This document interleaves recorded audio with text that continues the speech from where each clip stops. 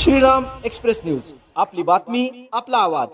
श्रीरामपूर नगराध्यक्ष पदाचे उमेदवार श्रीनिवास बिहाणी यांना सरला बेटाचे महंत श्री रामगिरी महाराज यांचा आशीर्वाद। श्रीरामपूर नगराध्यक्ष पदाचे उमेदवार तथा सामाजिक कार्यकर्ते श्रीनिवास बिहाणी यांनी सरला बेट येथील प्रसिद्ध तपोभूमीला भेट देत महंत श्री रामगिरी महाराज यांचे आशीर्वाद घेतले। आगामी निवडणुकीच्या पार्श्वभूमीवर ही भेट अत्यंत महत्त्वाची ठरत असून धार्मिक, सामाजिक व आध्यात्मिक क्षेत्रात या भेटीची चर्चा रंगली आहे। या भेटीदरम्यान श्रीनिवास बिहाणी यांनी सरला बेट परिसरातील विविध विकासकामांची माहिती महंत रामगिरी महाराजांना दिली। श्रीरामपूर शहराच्या सर्वांगीण विकासासाठी आपला संकल्प आणि कार्ययोजना सांगताना त्यांनी शहरातील पाणीपुरवठा, स्वच्छता, वाहतूक व्यवस्थापन, आरोग्य सुविधा व धार्मिक पर्यटनाच्या प्रगतीची रूपरेषा मांडली। त्यावर महंत रामगिरी महाराजांनी समाधान व्यक्त करत त्यांना आशीर्वाद दिला। महंत श्री रामगिरी महाराज म्हणाले, शहराच्या प्रगतीसाठी सेवाभावाने काम करणाऱ्या लोकांची आज गरज आहे। समाजातील सर्व घटकांचा विकास साधत सौहार्द, शांतता आणि एकात्मतेने कार्य करणाऱ्यांचे आम्ही नेहमीच स्वागत करतो।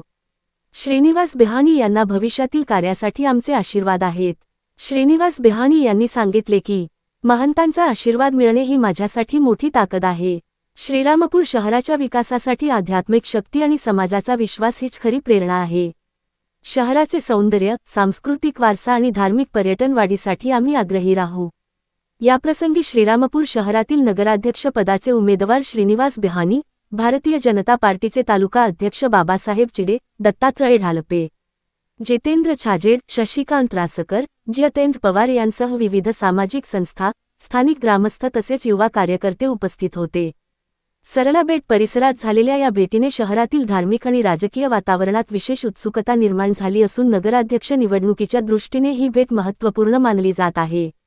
सामाजिक बांधिलकी, स्वच्छ प्रतिमा आणि विकासाभिमुख दृष्टिकोन ही ताकद घेऊन श्रीनिवास बिहाणी नगराध्यक्ष पदाच्या निवडणुकीत उतरले असून मतदारांमध्ये त्यांच्या नावाची जोरदार चर्चा सुरू झाली आहे।